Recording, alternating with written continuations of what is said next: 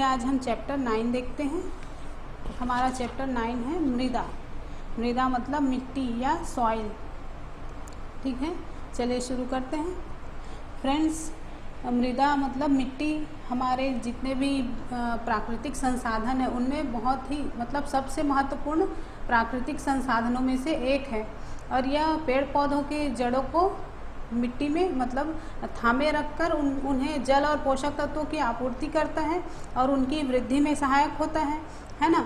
और यह जैसे अनेक जीव जंतु हैं, छोटे छोटे कीड़े मकोड़े हैं, उनके आवास का स्थान है। कृषि के लिए मृदा तो मोस्ट इम्पॉर्टेंट है ना। और कृषि से हमको भोजन, कपड़ा और आश्रय मिलता है।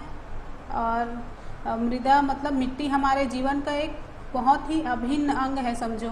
फ्रेंड्स, आप लोगों ने पहली बारिश के बाद मिट्टी की सौंधी खुशबू तो ली ही होगी, है ना, कितनी प्यारी होती है।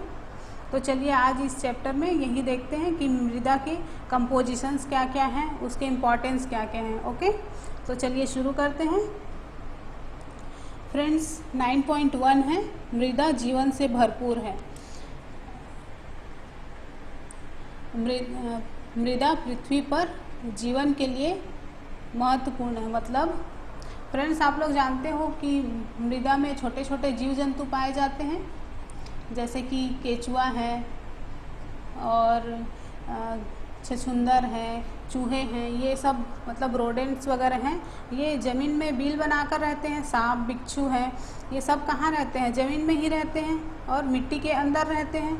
वहीं से उनका जीवन संपूर्ण होता है। तो मृदा क्या है? जिस तरीके से पेड़ पौधों के लिए, हम इंसानों के लिए जितनी ज़रूरी है उतने इन छोटे जीव जंतु के लिए भी ज़रूरी है। फ्रेंड्स, आप लोगों को पता है कि आजकल साइंटिस्ट मंगल ग्रह पर और दूसरे ग्रहों पर जा रहे हैं। तो किस लिए जा रहे हैं? इसी इन्वायरमेंट की खोज के लिए जा रहे हैं कि वहाँ पर किस प्रकार की मिट्टी है, वहाँ पर जीव जंतु के रहने लायक मौसम है या नहीं। मान लो अगर किसी ग्रह पर हमको मृदा मिल जाती है, मतलब मिट्टी मिल जाती है, तो वहाँ पर हम मतलब जहाँ मृदा मिल गई वहाँ पेड़ पौधे उग ही सकते हैं, है ना। पेड़ पौधे उग गए तो वहाँ पर ऑक्सीजन अपने आप बनने लगेगी और ऑक्सीजन आ गई तो स्वाभाविक है कि जल भी बनेगा, है ना। और जल है और ऑक्सीजन है तो फिर हम इंसान भी वहाँ रह सकते हैं। तो इस तरीके से हमने जाना कि मृदा पृथ्वी पर जीवन के लिए महत्वपूर्ण है। पृथ्वी पर नहीं, किसी भी ग्रह में अगर हमको मृदा मिल जाए तो हम वहाँ पर जीवन मतलब जीवन के बारे में सोच सकते हैं। जीवन के लिए मृदा बहुत ही आवश्यक घटक है। ओके, अनेक प्रकार के अपशिष्ट पदार्थ, रसायन तथा पीड़कनाशी मृदा को प्रदूषित करते हैं। फ्रेंड्स, जैसे कि पॉलीथीन की थैलियाँ हैं, प्लास्टिक हैं, ये सब मृदा को बहुत ही ज़्यादा प्रदूषित करते हैं। ये मृदा में रहने वाले जो जीव जंतु हैं उनको भी हानि पहुंचाते हैं। इसलिए जो पॉलीथीन की थैलियाँ और प्लास्टिक की वस्तुएं हैं उनके उपयोग पर प्रतिबंध लगाने की मांग की जा रही है ना। और जो ये पीड़कनाशी वगैरह हैं, मतलब ये जो लिखा है इसमें अपशिष्ट पदार्थ या पीड़कनाशी हैं, ये मृदा को प्रदूषित करते हैं। तो इनको मृदा में छोड़ने से पहले उन्हें उपचारित किया जाना चाहिए। उनके जो हानिकारक तत्व हैं उनको नष्ट किया जाना चाहिए, तभी ये मृदा को कम हानि पहुंचाएंगे। और इसीलिए हमको ये जो पीड़कनाशी जैसे कि DDT वगैरह हैं और कीटनाशक वगैरह, इनका कम से कम ही यूज़ किया जाना चाहिए। ओके फ्रेंड्स, तो चलिए अब 9.2 देखते हैं। इसमें क्या है? 9.2 मृदा परिच्छेदिका या फिर सॉइल प्रोफाइल। सॉइल प्रोफाइल मतलब कि मिट्टी के जो कंपोनेंट हैं वो क्या क्या हैं, या फिर इनके जो कंपोजिशन है, किस किस प्रकार के कणों से बना हुआ है, इसी को मृदा प्रोफाइल कहा जाता है। तो देखते हैं, चलो। मृदा अनेक परतों की बनी होती है। हम जानते हैं कि मृदा कई परतों की बनी होती है ना। तो इसको जानने के लिए एक और प्रैक्टिकल देखते हैं। तो हम एक कांच की गिलास लेंगे और इसमें एक मुट्ठी मिट्टी डालेंगे और उसमें 1/3 जल ले लेंगे, ठीक है। और उसको अच्छे से घोल देंगे जब तक कि ये सारे पदार्थ एक साथ घुल ना जाए, मतलब मिट्टी पूरी तरह से घुल ना जाए उसमें पानी में, तब तक उसको हिलाएंगे। फिर थोड़ी देर के लिए उसको छोड़ देते हैं वैसे ही। फिर कुछ देर बाद हम देखेंगे तो मिट्टी के जो अलग अलग परत हैं, देख रहे हो आप, मिट्टी की अलग अलग परत दिखाई दे रही है आपको। तो ये जो परत है वो अलग अलग हो जाएंगी। ठीक है, तो सबसे नीचे क्या होगा, बजरी होगा। बजरी क्यों होगा, क्योंकि ये भारी होते हैं, इसमें छोटे छोटे पत्थर वगैरह कंकड़ पत्थर होते हैं, तो ये तली में बैठ जाएंगे। उसके ऊपर बालू, बालू मतलब पत्थर कंकड़ से थोड़े हल्के होते हैं, तो वो इससे ऊपर आके जम जाएंगे। उसके ऊपर क्या होगी, मृतिका मतलब मिट्टी, चिकनी मिट्टी जो है वो इस ऊपर में आके जम जाएगी। और उसके ऊपर में जल होगा और सबसे ऊपर में ह्यूमस। ह्यूमस क्या होता है हम आगे देखेंगे। ठीक है, तो फ्रेंड्स इस तरह से जो मृदा की प्रोफाइल है, मतलब मृदा में जो जो चीज़ें मिलती हैं, जैसे कि क्या क्या मिलती हैं, बजरी, बालू, मिट्टी और ह्यूमस। ठीक है, तो ये अलग अलग हो जाएंगे। चलिए आगे देखते हैं। तो ये हुआ मृदा की परतें। नेक्स्ट है हमारा, अब इसी को जो हमने जो प्रैक्टिकल किया उसी को थोड़ा सा समझते हैं। ठीक है, तो मृदा में उपस्थित सड़े गले जैव पदार्थ ह्यूमस कहलाते हैं। फ्रेंड्स आपने ऊपर देखा, ये जो ऊपर तैरती हुई दिखाई दे रही है, तो यही क्या है, ह्यूमस है। ह्यूमस किसको बोलेंगे अब, तो जो जैव पदार्थ है, मतलब जैसे कि पेड़ पौधों के पत्ते हो गए या फिर और कुछ सड़े गले चीज़ हो गए, तो ये सब क्या है, जैव पदार्थ कहलाते हैं। और यही सड़े गले पदार्थ को ह्यूमस कहते हैं। ह्यूमस किस लिए आवश्यक होती है, तो मृदा की उर्वरा शक्ति को बढ़ाने के लिए ह्यूमस बहुत अधिक आवश्यक है। ओके, तो फ्रेंड्स पवन, जल और वायु, जल वायु की क्रिया से सेलों के टूटने पर मृदा का निर्माण होता है। फ्रेंड्स जो बड़े बड़े चट्टान होते हैं, बड़े बड़े चट्टान या सेल होते हैं, मतलब चट्टान को ही सेल बोला जाता है, तो इनके ऊपर पवन, जल और जलवायु की क्रिया से, मतलब वहाँ पर आंधी तूफान या फिर हवा, जल, इसकी क्रियाकलाप से जो बड़े बड़े सेल हैं वो टूटते हैं, छोटे छोटे कणों में टूटते जाते हैं बहुत कालांतर के बाद, मतलब इसमें बहुत टाइम लगता है ना। तो ये सब टूटते जाते हैं, तो जिससे मृदा का निर्माण होता है। और यही प्रक्रम क्या कहलाता है, इसी को अपक्षय कहलाता है। ठीक है, यही प्रक्रम अपक्षय कहलाता है, मतलब सेल का अपक्षय होकर क्या बना, मृदा बनी। ठीक है, तो चलिए आगे देखते हैं। तो ये जो मृदा है वो उनका जो मतलब जिन प्रकार के सेलों से इन मृदा का निर्माण हुआ है, तो इसका गुण किस पर निर्भर करता है, तो उन सेलों के गुण पर ही इस मृदा का गुण निर्भर करेगा। ओके, जिस प्रकार की सेलों से वो बने होंगे उसी प्रकार का उनका गुण होगा। ठीक है, और इसमें जो वनस्पति उगती है, मतलब जो पेड़ पौधे उगते हैं उस पर भी निर्भर करती है। ठीक है, चलिए आगे देखते हैं। मृदा की विभिन्न परतों से गुजरती हुई ऊर्ध्वकाट मृदा परिच्छेदिका कहलाती है। ओके, तो आपने देखा है कि मृदा परिच्छेदिका, मैं आगे डायग्राम में दिखाऊंगी आपको। ठीक है, तो पहले इसको पढ़ लेते हैं, फिर मैं डायग्राम दिखाऊंगी आपको। ओके, प्रत्येक परत स्पर्श, गठन, रंग, गहराई और रासायनिक संगठन में भिन्न होती है। फ्रेंड्स ये जो मृदा परिच्छेदिका है, ये इसका कंपोजिशन अलग अलग होता है, मतलब स्पर्श मतलब गठन, रंग भी अलग अलग होगा, गहराई जितनी अधिक गहराई पर जाते जाएंगे उसका रासायनिक संगठन बदलता जाएगा। ठीक है, ये परतें संस्तर स्थितियाँ कहलाती हैं। चलिए अब डायग्राम देख ही लेते हैं, तभी समझ में आता है हमको, है ना। कोई भी मतलब साइंस को या तो प्रैक्टिकल करके समझ सकते हैं या डायग्राम से समझ सकते हैं। तो यहाँ पर मैं प्रैक्टिकल करके नहीं दिखा सकती आपको, इसलिए मैं डायग्राम से ही समझाऊंगी। फ्रेंड्स ये जो आप देख रहे हो यही सॉइल प्रोफाइल है। ओके, मृदा परिच्छेदिका। तो यहाँ पर सबसे ऊपर जो है उसको ए संस्तर कहते हैं, उसके नीचे बी संस्तर, फिर सी संस्तर स्थिति, और ये सबसे नीचे में आधार शैल। तो चलिए अब इसको समझते हैं। फ्रेंड्स हम सामान्यतः हम मृदा की मतलब मिट्टी की सबसे ऊपरी या शीर्ष परत को ही देख पाते हैं और उसके नीचे वाली परतों को नहीं देख सकते, क्योंकि ऊपर होता है उसकी। यदि हम मान लो हम किसी हाल ही में खोदी गई खाई के पार्श्व भाग को या मतलब लेटरल साइड को देखें, तो हमें मृदा की जो भीतरी परतें हैं वो दिखाई देती हैं। या फिर ऐसी स्थिति में या फिर उस स्थान के मृदा परिच्छेदिका का परीक्षण कर सकते हैं हम कि मृदा में कौन कौन कैसे दिखाई देती है, उसके अलग अलग लेयर्स।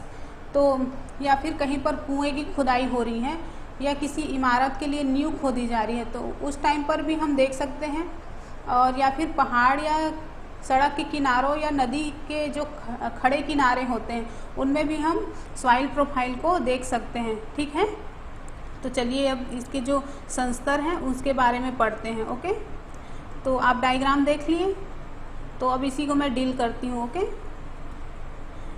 तो हमारा जो है ए संस्तर स्थिति, तो ए संस्तर स्थिति में क्या दिखाई देगा, तो ये जो है वो बिल्कुल गहरे रंग की दिखाई देती है। ठीक है, क्यों दिखाई देती है, क्योंकि ह्यूमस की मात्रा यहाँ पर बहुत अधिक होती है। ओके, और इसी को शीर्ष मृदा बोलते हैं। शीर्ष मृदा अनेक जीवों का आवास, छोटे पादपों की जड़ें, मृदु संरंध्र, अधिक जल धारण और ह्यूमस युक्त। मैंने बताया कि यहाँ पर ह्यूमस बहुत अधिक होता है, इसलिए इस जो ऊपरी परत है वो बिल्कुल गहरे रंग की दिखाई देती है। ठीक है, और ये अनेक जीवों का आवास है, मतलब यहाँ पर जो भी हैं कृंतक मतलब रोडेंट्स बोलते हैं, कृमि हैं जैसे कि केचुए वगैरह, और भी छोटे छोटे जीव जंतु हैं, उनको आश्रय प्रदान करती है। ये सब वहाँ पर बिल बनाकर रहते हैं। ठीक है, इसके साथ साथ जो पेड़ पौधे हैं उनकी जड़ें भी सामान्यतः छोटे पेड़ पौधे उनकी जड़ें इसी स्तर पर होती है, ए संस्तर स्थिति में होती हैं, और जो बहुत बड़े बड़े पेड़ पौधे हैं उनकी जड़ें तो बहुत गहराई तक जाती हैं, है ना। और ये जो परत है ये मृदु होता है और सरंध्र होता है, मतलब इसके बीच में गैपिंग बहुत होती है, इसमें वायु और जल आके भर सके इसलिए। और अधिक जल धारण, मतलब या इसकी जल धारण क्षमता भी बहुत अधिक होती है। ठीक है, अब देखते हैं बी संस्तर स्थिति। बी संस्तर स्थिति कठोर अधिक घनी, मतलब ये बहुत ए की अपेक्षा कठोर होती है और घनी होती है। वहाँ पर हमने देखा कि मृदु और सरंध्र थी, मतलब वहाँ पर गैपिंग बहुत अधिक थी, पर यहाँ पर ये घनी होती है। ठीक है, यहाँ पर ह्यूमस कम होता है और खनिज अधिक होता है, मतलब खनिज जो है वो बहुत अधिक होते हैं, और इस परत को मध्य परत कहते हैं। ठीक है, अब देखते हैं सी संस्तर स्थिति। दरारों युक्त, मतलब ये दरारों युक्त होती है। ठीक है, विदरों युक्त शैलों के छोटे छोटे ढेलों की बनी होती, मतलब इसमें जो छोटे छोटे कंकड़ चट्टान वगैरह हैं उससे बनी हुई होती है। ओके, और इसी को सी संस्तर कहते हैं। अब इसके नीचे में आधार शैल होती है जो कि बहुत कठोर होती है और इसको खोदना भी मुश्किल होता है। ठीक है, मतलब इसको फावड़े वगैरह से नहीं खोदा जा सकता। ओके, और अगर जो बोरवेल्स वगैरह होते हैं तो उसमें जो केसिंग वगैरह पाइप वगैरह डाली जाती हैं, तो यहीं से मतलब जैसे ही ये आधार शैल मिलता है तो वहाँ से फिर मतलब बोरवेल्स की खुदाई वगैरह मुश्किल होती है। ठीक है, फिर भी खोदा जाता है क्योंकि पानी तो इससे भी बहुत नीचे बहुत गहराई पर मिलती है ना, इसलिए। अब हमारा है 9.3 मृदा के प्रकार। फ्रेंड्स, अब हम मृदा के प्रकार के बारे में जानेंगे कि कौन कौन से प्रकार की मृदा होती है। जैसे कि हमने पीछे देखा कि शैलों के अपक्षय से विभिन्न पदार्थों के छोटे छोटे कण निर्मित होते हैं, और इनमें बालू और चिकनी मिट्टी मतलब क्ले मिला हुआ होता है, और किसी भी मिट्टी में बालू और चिकनी मिट्टी के अनुपात को ही मतलब उसका अनुपात किस पे निर्भर करता है, उस सेल पर निर्भर करता है जिससे वो बना हुआ है। ठीक है, सॉरी चलिए देखते हैं। सॉरी, सेल कणों और ह्यूमस का मिश्रण मृदा कहलाती है। फ्रेंड्स, जो बड़े बड़े सेल या चट्टान है वही टूटकर छोटे कणों के रूप में जब मृदा ह्यूमस के साथ मिलते हैं तो इसी को मृदा कहते हैं। ठीक है, मतलब सॉइल कहते हैं। जीवाणु जैसे बैक्टीरिया, पादप मूल और केचुए जैसे जीव भी मृदा के महत्वपूर्ण अंग हैं। तो मृदा में मतलब ये जो बैक्टीरियाज वगैरह पाए जाते हैं, पादप मूल मतलब पेड़ पौधों की जड़ें, और केचुए जैसे जीव भी मृदा के महत्वपूर्ण अंग हैं। क्यों हैं? क्योंकि ये भी मतलब पेड़ पौधों के ग्रोथ के लिए ये सब बहुत ही आवश्यक है। ओके, और इसी के द्वारा मृदा की गुणवत्ता जो है बनी रहती है। ठीक है, तो चलिए आगे देखते हैं। मृदा को उसमें पाए जाने वाले विभिन्न आमाप के कणों के अनुपात के आधार पर वर्गीकृत किया जाता है। फ्रेंड्स, जो मृदा है उसको उसमें पाए जाने वाले विभिन्न आमाप के कणों मतलब छोटे छोटे पत्थर पाए जाएंगे, रेत के कण पाए जाएंगे या चिकनी मिट्टी होगी, उसी के आधार पर इसको वर्गीकृत किया गया है। तो चलिए देखते हैं।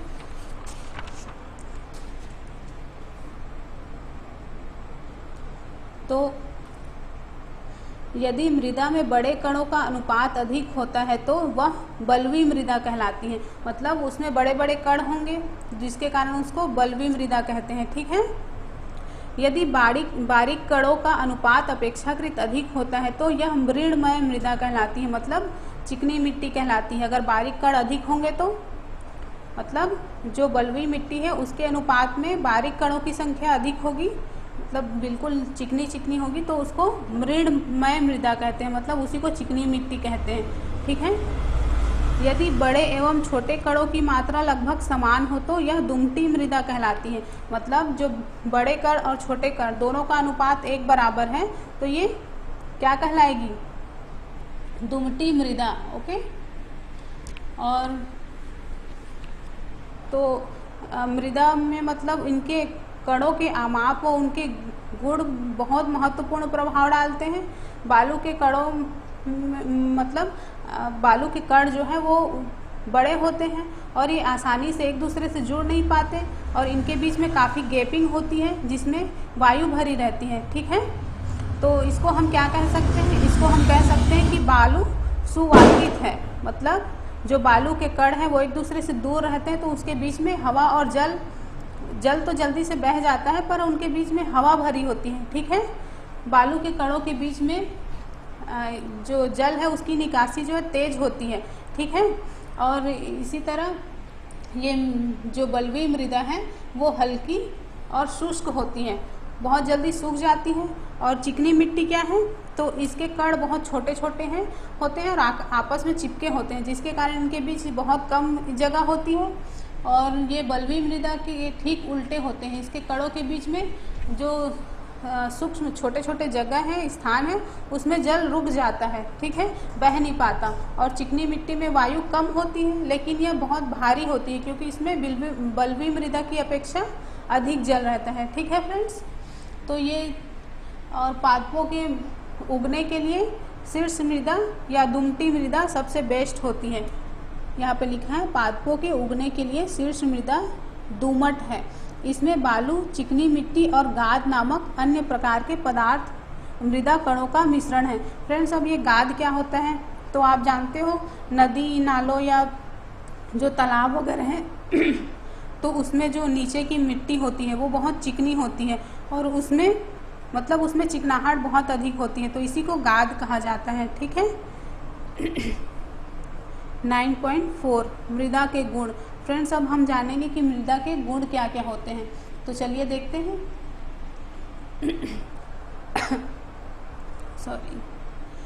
मृदा में जल अंतः स्त्रावण दर। फ्रेंड्स, मृदा के गुण मतलब उसमें से जल का स्त्रावण होना, मतलब बह के नीचे अंदर जाना। आप लोग जानते हो कि जो बारिश होती है वो उसका जल क्या होता है? भौम जल किसको बोलते हैं? तो यही जो मृदा बारिश का जल है वो मृदा के बीच से होता हुआ गहराई तक पहुंच जाता है, उसी को भौम जल कहते हैं। तो ये जो भौम जल प्राप्त होता है हमको वो अंतः स्त्रावण के कारण ही होता है। ओके। तो मिट्टी की ऊपरी परत से बिल्कुल नीचे परत तक जाते जाते भौम जल तक पहुंच जाता है, इसी को अंतः स्त्रावण कहा जाता है। ठीक है। विभिन्न प्रकार की मृदा में जल की अंतः स्त्रावण दर भिन्न भिन्न होती है। यह दर बलुई मृदा में सबसे अधिक और मृणमय मृदा में सबसे कम होती है। फ्रेंड्स, जैसे कि हमने पीछे देखा कि इनके बीच में गैपिंग, बलुई मृदा में गैपिंग ज़्यादा होती है तो उसमें अंतः स्त्रावण बहुत जल्दी होगा और मृणमय मृदा मतलब चिकनी मिट्टी में गैपिंग कम होती है जिससे उनके बीच अंतः स्त्रावण दर कम होता है। ठीक है। इसको अंतः स्त्रावण दर को ज्ञात करने के लिए एक सूत्र दिया है। इसमें अंतः स्त्रावण दर को ml प्रति मिनट बराबर जल की मात्रा ml में और बटे अंतः स्त्रावण अवधि मिनट में। तो जल स्त्रावण दर निकालने के लिए हम जल की मात्रा को उसके अंतः स्त्रावण अवधि से डिवाइड कर देंगे तो हमको अंतःस्रावण दर मिल जाएगा। ओके, यहाँ पर देख रहे हो आप, एक एग्जाम्पल है, किसी नमूने में 200 ml जल के अंतःस्रावण में 20 मिनट लगते हैं। ओके, तो 200 ml जल है वो 20 मिनट में अगर बह के नीचे पहुंचता है तो उसके अंतःस्रावण दर को कैसे ज्ञात करेंगे? तो जो जल की मात्रा कितनी है 200 ml बटे 20 मिनट, समय कितना लगा 20 मिनट, तो इसको डिवाइड करेंगे तो हमको 10 ml अंतःस्रावण दर प्राप्त हो जाएगा। ओके, 10 ml प्रति मिनट। चलिए आगे देखते हैं।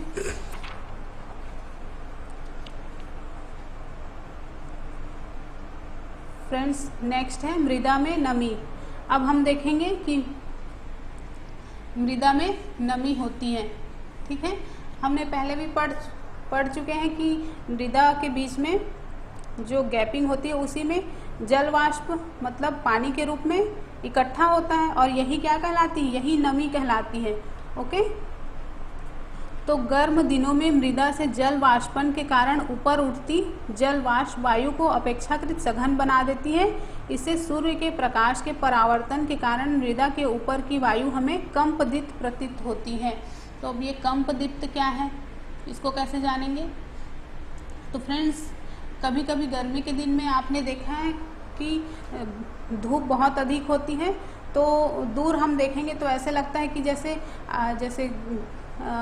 आग जलता है तो उसके ऊपर की जो अलाव से मतलब आग के ऊपर से जो अलाव जलती है उसके ऊपर से जैसे एक अलग टाइप का दिखाई देता है हमको, उसके ऊपर में जो वायु उठते रहती है वो, तो सेम उसी प्रकार का दूर हम वायु मतलब गर्मी के दिनों में देखेंगे तो हमको ऐसे लगता है जैसे वायु ऊपर उठ रही है। तो ये किस कारण से होता है?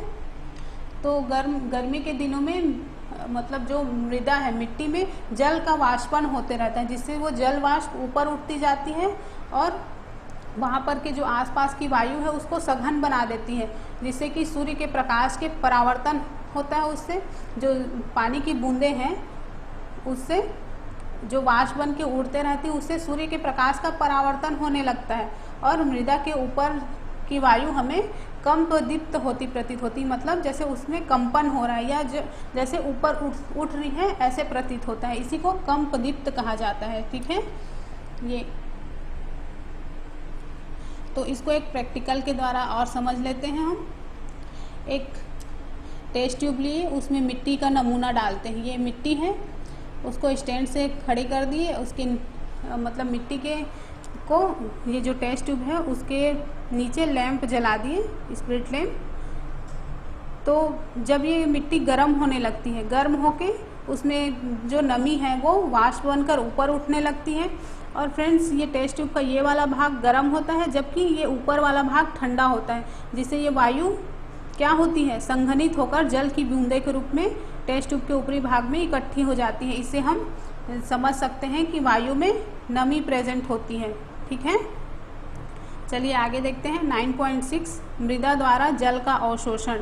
फ्रेंड्स, अब हम देखेंगे कि मृदा जल का अवशोषण कैसे करती है या कितनी मात्रा में करती है। ओके, तो क्या सभी प्रकार की मृदा समान मात्रा में जल का अवशोषण करती होगी? नहीं, कुछ मिट्टी जो होती है, चिकनी मिट्टी अलग का अवशोषण दर अलग होगा और जो बलुई मिट्टी है उसका अवशोषण दर अलग होगा, क्योंकि दोनों के माप में अंतर होता है। तो चलिए देखते हैं।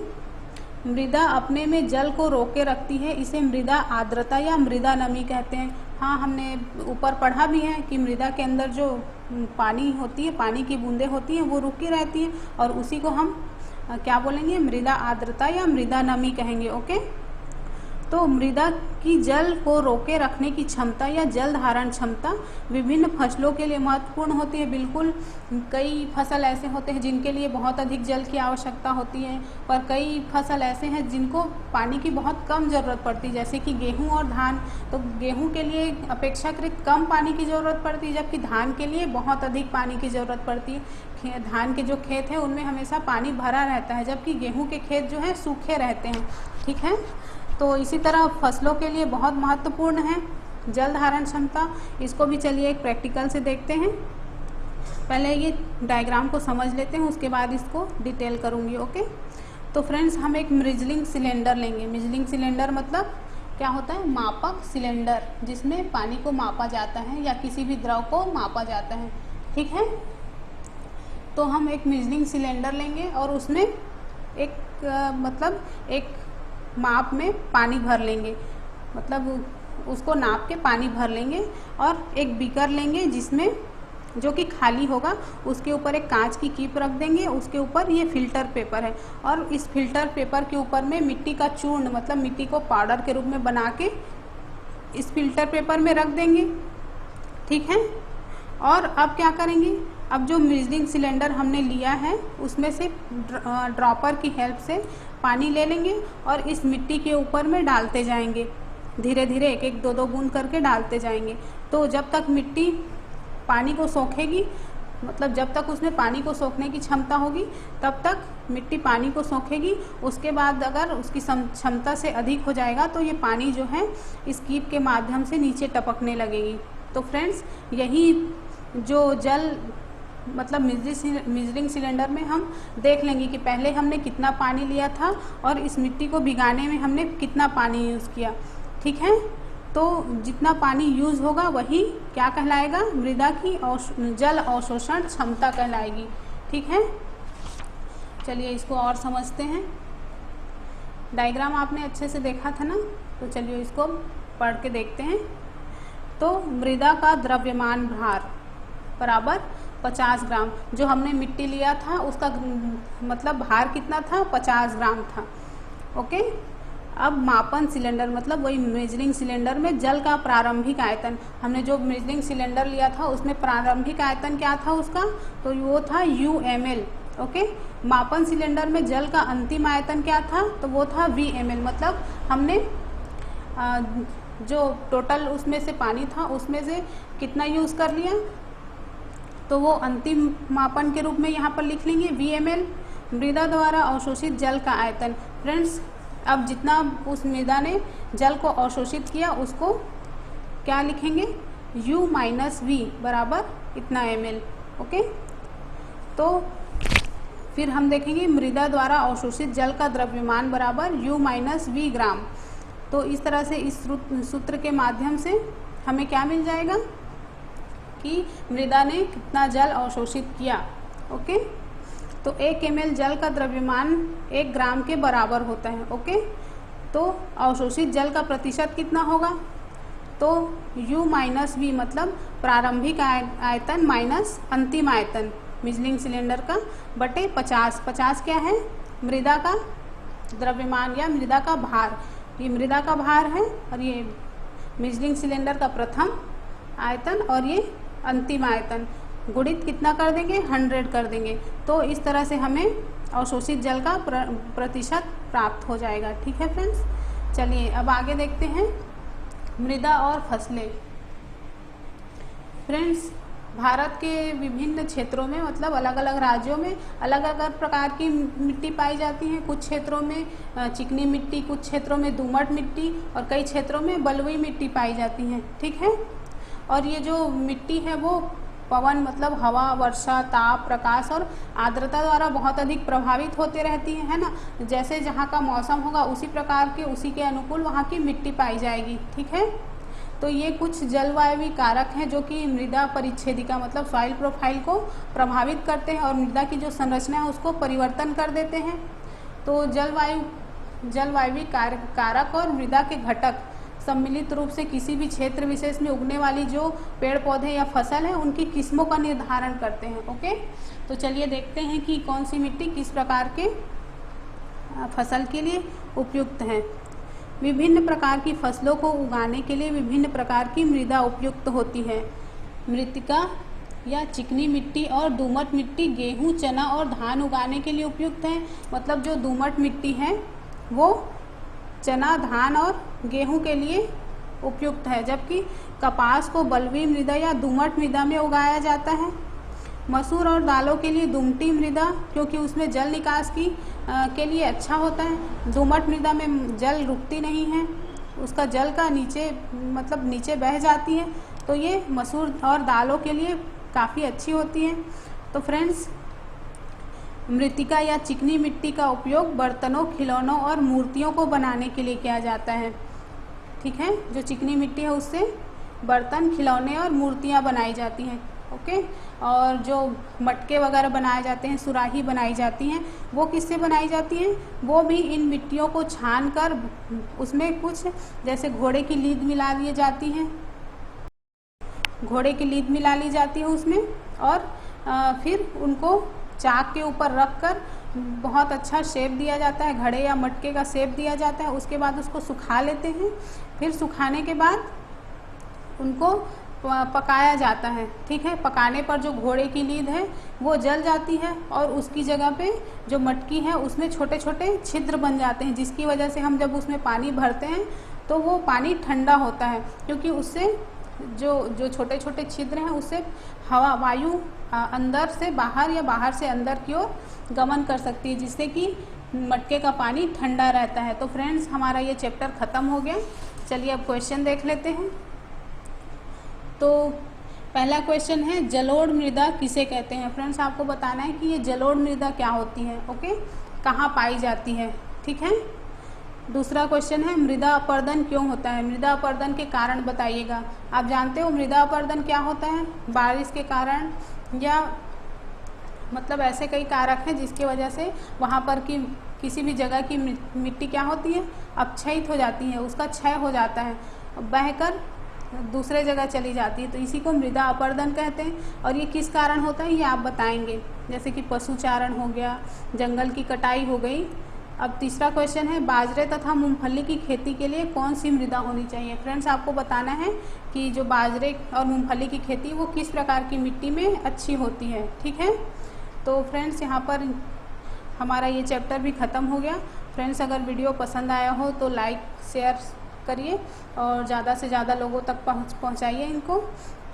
फ्रेंड्स, मैं अपनी तरफ से पूरी कोशिश करती हूँ कि आपको बेस्ट नोट्स प्रोवाइड कराऊँ। मैं इन नोट्स को खुद अपने हाथों से बनाती हूँ, मतलब मैं खुद ही इन नोट्स को बनाई हूँ, किसी का हेल्प नहीं ली हूँ। मैं चाहती तो आपके सामने मैं बुक रख देती और उसी से पढ़ाती। मैं क्यों इतना मेहनत करती, अपने हाथ से क्यों डायग्राम बनाती इतना, पर नहीं, मैं मेहनत कर रही हूँ तो इसका फल भी थोड़ा बहुत मिलना चाहिए। आप लोग इसको मतलब मेरे जो मेहनत है उसको सपोर्ट करिए और अप्रिसिएट करिए, ताकि मुझे और अच्छा करने का मतलब कॉन्फिडेंस बढ़े मेरा भी कि मैं कुछ अच्छा कर रही हूँ करके। ओके फ्रेंड्स, तो मिलते हैं नेक्स्ट वीडियो में। Bye bye.